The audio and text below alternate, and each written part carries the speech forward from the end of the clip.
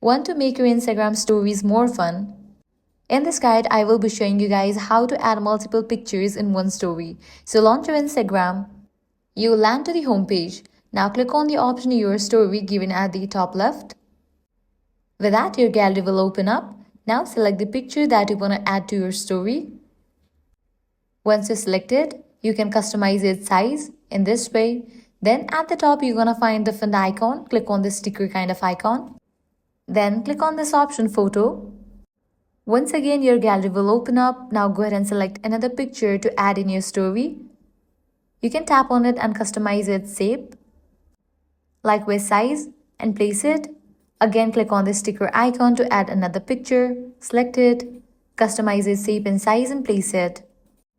Once you're done, click on the option Your Story and it will be uploaded. So this way you can add multiple pictures to Instagram stories. If this guide helped you out, do not forget to like, share and subscribe. Thanks for watching.